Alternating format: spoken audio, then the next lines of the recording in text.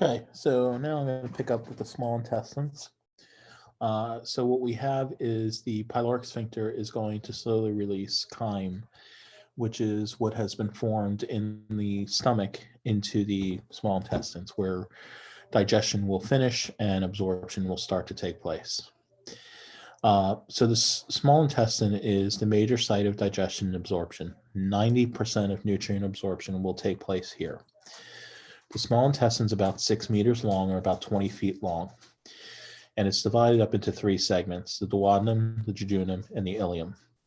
And it fills much of the peritoneal cavity, and it's held by mesentery, which is a connective tissue that holds it to the dorsal body wall of the cavity. So the first segment is the duodenum. This is the segment that's closest to the stomach. It's about 25 centimeters long, or 10 inches long. And this is essentially the mixing bowl of the small intestines. This is receiving the chyme from the stomach, plus the liver and pancreatic secretions. So bile and pancreatic juice will sort of mix into the small intestines. The C-shaped curve around the pancreas occurs with the duodenum, and it is also a retroperitoneal organ, which means it's behind the peritoneal cavity. The jejunum is about 8 feet long. Most chemical digestion and nutrient absorption will occur there, and it's supported by the mesentery within the peritoneum. The ileum is the finest and longest segment. It ends at the ileocecal valve. The ileocecal is between the ileum and the cecum. And this will control the flow of food or whatever's remaining that hasn't been absorbed into the cecum, which is the first part of large intestines. So here you can see the small intestines. You can see the circular folds that make up the anatomy of the small intestines. Again, these folds are really just all increasing the surface area.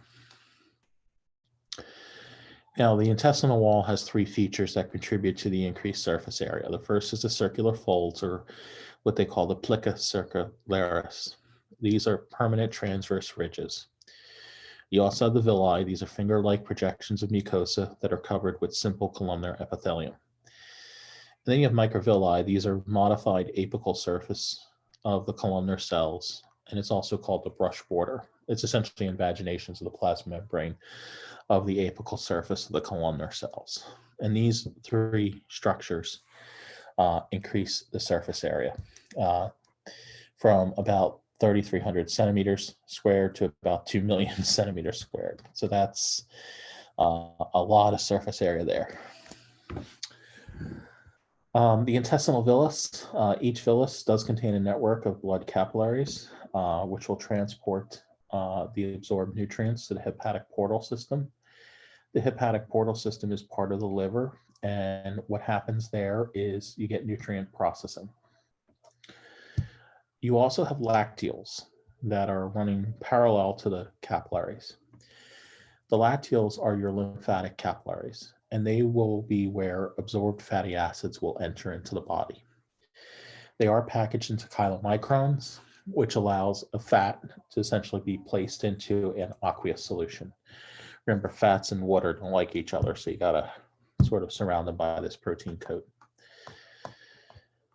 Intestinal glands at the villus base, this will secrete intestinal juice. And in the duodenum, you have your duodenal glands or submucosal glands, which will also secrete mucus, helping to buffer acidic chyme.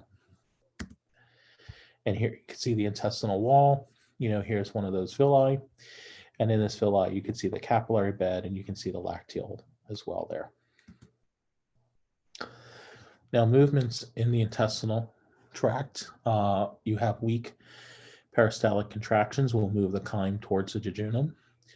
And you have local reflexes, which are not under central nervous system control. The gastroenteric reflex, this is initiated by distension of the stomach, increases in glandular secretion and peristaltic contractions along the length of the small intestine, and this will empty the duodenum. The gastroileal reflex, this is actually triggered by gastrin, This will relax the ileocecal valve, and material is pushed from the ileum into the large intestines. Now, intestinal juice, this is produced at about a rate of 1.8 liters per day. It helps to moisten the intestinal contents. It helps to buffer acids. It provides a liquid environment for intestinal contents, and it's composed mostly of water from the mucosa. Intestinal secretions will begin to secrete during the stomach's gastric phase due to parasympathetic stimulation. The intestinal hormones will include gastrin, which is released by the duodenal cells in response to incompletely digested proteins. This promotes stomach motility, and it will stimulate gastric production of acid and enzymes. Secretin is released in response to acidic chyme, and this increases the secretion of bile and buffers by the liver and the pancreas. CCK is released in response to a high-fat chyme. So this would be released if you ate a very fatty meal. In the pancreas, increased enzyme production. In the gallbladder, it causes for the ejection of bile. Gastric inhibitory peptide, or GIP, is released in response to high-fat and high-glucose chyme. It inhibits gastric activity, and it causes the release of insulin. And here is just a table that summarizes those four hormones. And this also is a little schematic that summarizes those four hormones.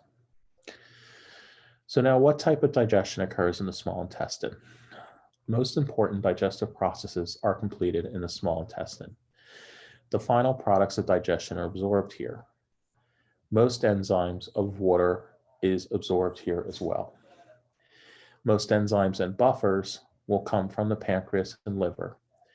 The small intestine enzymes produced by brush border cells are produced by those brush border cells. So now let's talk about some of the accessory structures. Let's talk about the pancreas first. It lies posterior to the stomach. It extends from the duodenum toward the spleen. It is retroperitoneal, meaning only the anterior surface is covered with peritoneum.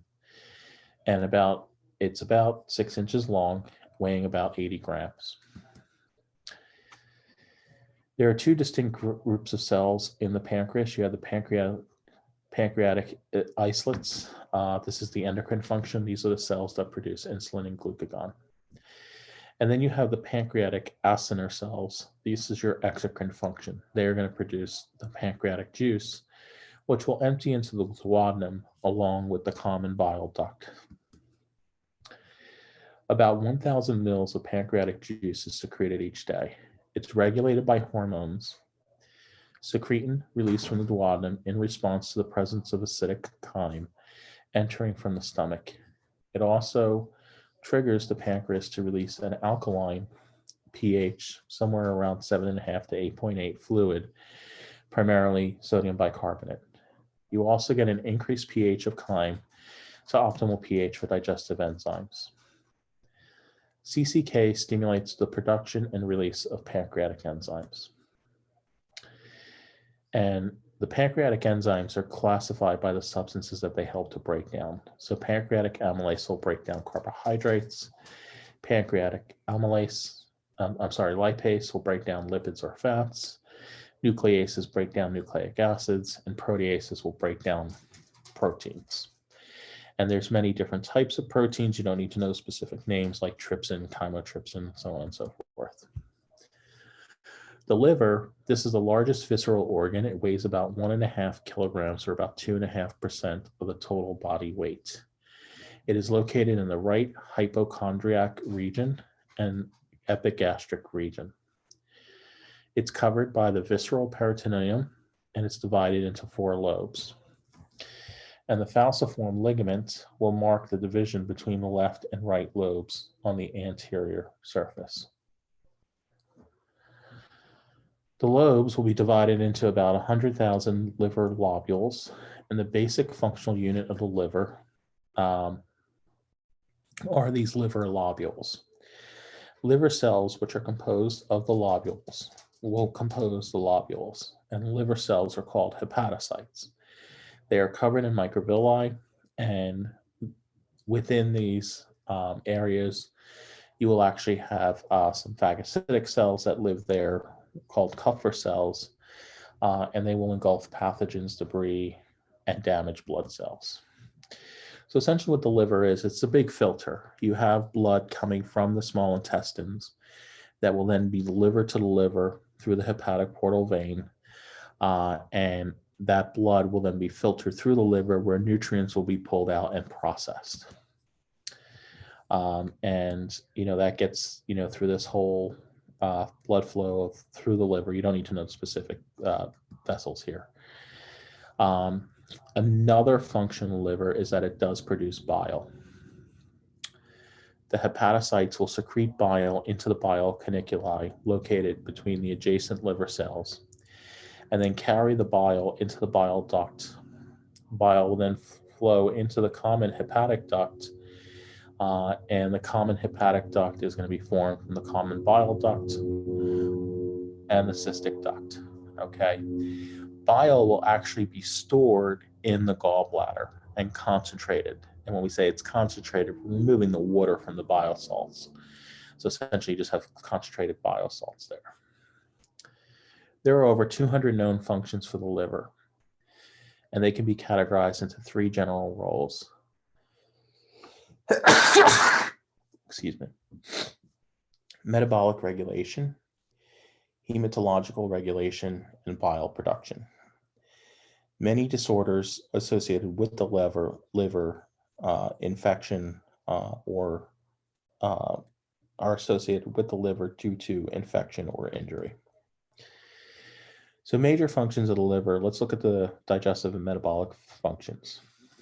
You have the synthesis and secretion of bile. You have the storage of glycogen and lipid reserves. You have the maintenance of normal blood levels of glucose, amino acids, and fatty acids. Right there, that's very important. You have the synthesis and interconversion of nutrient types, meaning conversion of carbohydrates to lipids, and vice versa. You have the synthesis and release of cholesterol bound to transport proteins. The liver will also inactivate toxins. It will store iron reserves, and it will also store your fat-soluble vitamins. The fat-soluble vitamins are A, D, E, and K. I always remembered it as ADEC. Other major functions of the liver include the synthesis of plasma proteins and clotting factors, as well as the inactive hormone angiotensinogen. You also have phagocytosis of damaged red blood cells, blood storage, and the absorption and breakdown of circulating hormones such as insulin and epinephrine and various immunoglobulins. And you have the absorption and inactivation of the lipid-soluble drugs. The liver has a primary role in regulating the composition and circulating blood, meaning what nutrients are present in the liver. Blood flows from the absorptive areas of the digestive tract through the liver where hepatocytes are located. They extract nutrients and toxins from the blood. They store and synthesize nutrient molecules, and the fat-soluble vitamins A, D, E, and K are stored there. They monitor and adjust circulating levels of organic nutrients, and high blood glucose will trigger the synthesis of glycogen. Low blood glucose will trigger the breakdown of glycogen and release to glucose.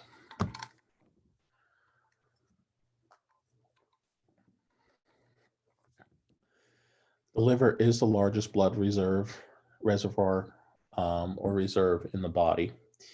It receives about 25% of cardiac output.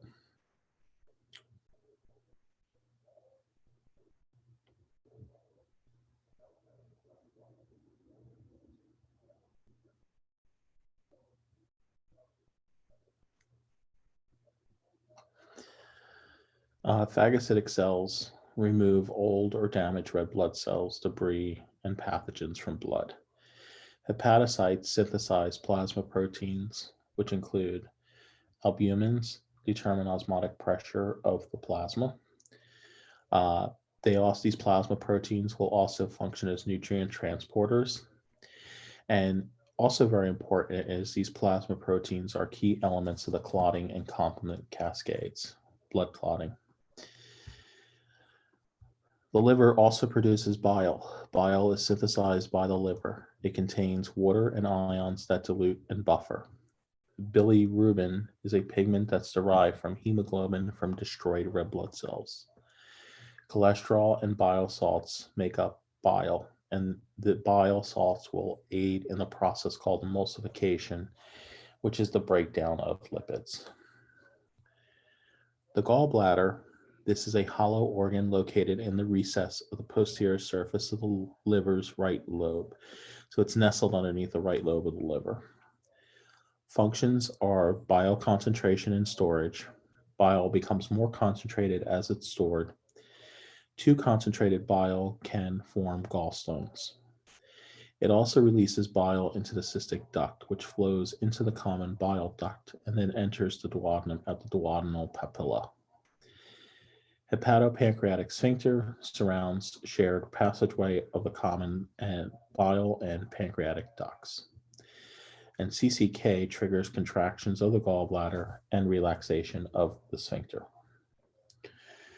Now, the large intestine, this is also called the large bowel.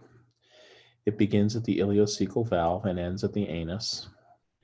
The total length of about 5 feet, which is divided into 3 segments. Now, note that the length of the large intestines is much smaller than the length of the large intestine, the small intestine. Sorry, the length of the small intestines is much larger than the length of the large intestine, 20 feet versus 5 feet. The 3 parts of the large intestine are the cecum, the colon, and the rectum. And it forms sort of a horseshoe-shaped frame. And it frames out the small intestines, which are located in the inner portion of the U, per se. The functions of the large intestine is reabsorbing water, compacting chyme into feces, absorbing vitamins freed by bacterial action, and storing feces prior to defecation. And here you can see the large intestines here. The small intestine ends right here, and then you have your cecum right here, then you have the colon, and then you have the rectum. So the cecum is an expanded pouch. Chyme enters into the cecum by the ileocecal valve, and it functions to initiate compaction. The appendix, or vermiform appendix, is attached on the posterior medial surface. It contains lymphoid nodules for immune function, and inflammation is called appendicitis if you do have inflammation of the appendix. And oftentimes, if you have appendicitis, they'll go in and remove the appendix. The colon, this is the longest portion of the large intestines. It has a large diameter, it lacks villi, and it has abundant mucus cells. External features include haustra, which are pouches that allow the colon to expand and elongate, and tinae coli, which are 3 longitudinal bands of smooth muscle. The colon is divided into 4 segments: the ascending colon, the transverse colon, the descending colon, and the sigmoid colon. The rectum, this is the last portion of the digestive tract. It is an expandable organ for temporary storing feces. The anal canal is the last portion, and it contains longitudinal anal columns. The anus is the exit of the anal canal. It is lined with stratified squamous epithelium, keratinized around the opening to reduce friction. The internal anal sphincter is made of smooth muscle of the muscularis externa and is under involuntary control. The external anal sphincter is voluntary and is made up of skeletal muscle. Now, absorption in the large intestines, the major function in large intestines is reabsorption of substances. And you're going to get reabsorption primarily of 150 mils of chyme that enters into the cecum each day. 1,300 mils of water is reabsorbed. And the remaining 200 mils of what was the chyme, which is now the solid portion that's left behind, is compacted into feces. It also reabsorbs bile salts. The bile salts are absorbed into the cecum, and they're transported to the liver for secretion in the bile. You also get the absorption of several vitamins, K, biotin, vitamin B5. You also have the regulation of organic waste. Bacteria will convert bilirubin into other products. Some are absorbed into the bloodstream and they're excreted in the urine. Specifically, we can give urine its yellow color. And some will actually remain in the colon and give feces its brown color. Bacterial action also breaks down peptides in feces. It generates ammonia, nitrogenous compounds, waste, nitrogen waste, hydrogen sulfide. Odor of feces is actually from these particular compounds.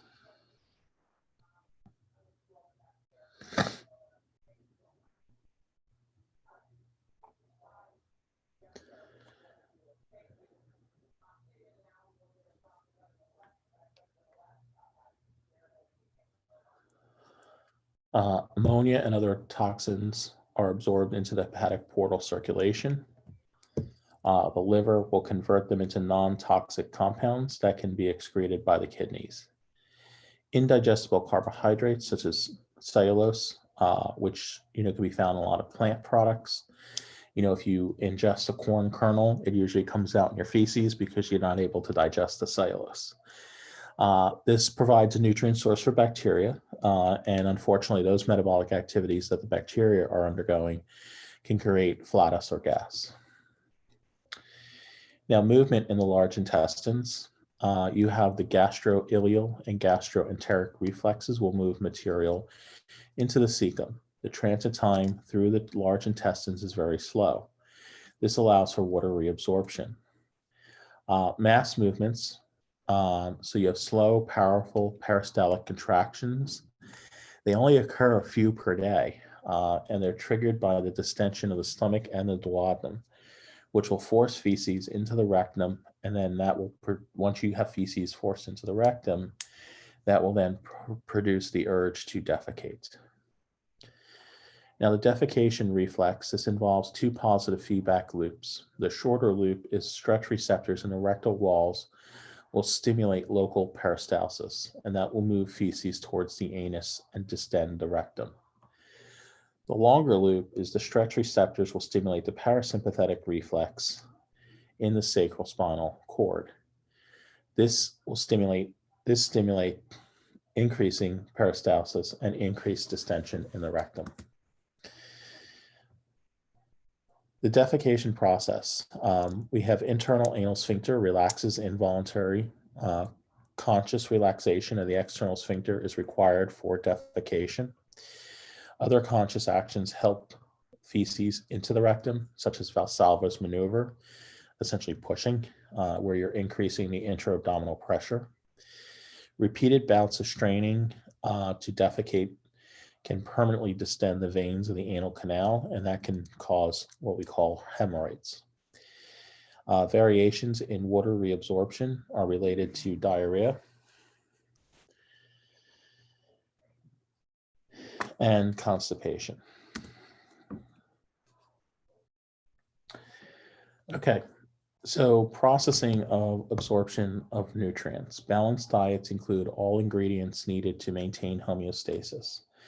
This includes carbohydrates, proteins, and lipids, water, electrolytes, such as minerals, and vitamins. We have many digestive enzymes that we've talked about. You don't need to know these, but we have enzymes that will break down carbohydrates, such as amylase, enzymes that will break down lipids, which are lipases. Proteases will break down proteins. Nucleases will break down nucleic acids, and you should know those. Carbohydrates break down carbohydrates, lipases break down lipids, proteases break down proteins, nucleases break down nucleic acids. And luckily their names sort of help with that. Carbohydrate digestion and absorption, this begins in the mouth during mastication. Salivary amylase breaks down this process. Pancreatic amylase will continue the process, and in the small intestines, carbohydrates will be completely broken down. Lipid digestion and absorption does not occur until you actually get to the small intestines. There's no digestion of lipids in the mouth or in the stomach. It only occurs in the small intestines. And this is when you secrete bile, which will help to emulsify those lipids. Protein digestion will start to occur in the stomach, and it will be completed in the small intestines. Gastric juice, as well as pepsid, pancreatic, and intestinal juice will all contain enzymes, proteases to break down proteins. And here we can see the chemical events that are involved in digestion with carbohydrates, lipids, and proteins sort of nicely summarized up on this little schematic here. Now, water and electrolyte absorption. About 9 liters of water and secretions are added into the digestive tract each day. All but 150 mils are reabsorbed. The intestinal epithelial cells constantly absorb dissolved nutrients and ions.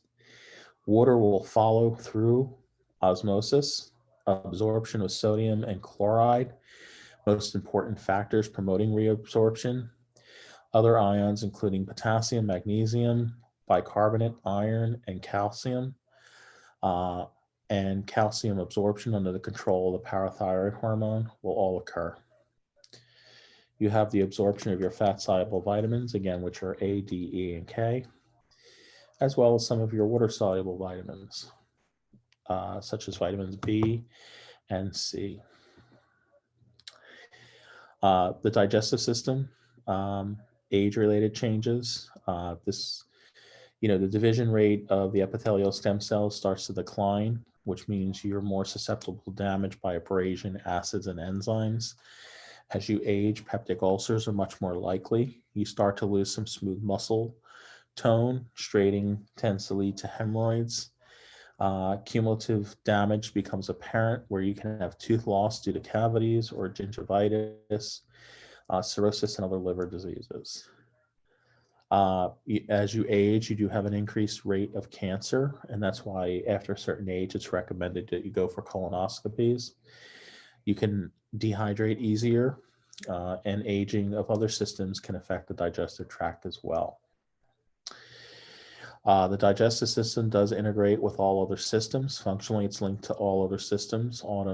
Anatomically, it's connected to the nervous, cardiovascular, endocrine, and lymphatic systems. The endocrine function will produce the hormones, and you have extensive structural and functional connections between the cardiovascular system. And that is it. And I will say I got this up before class even.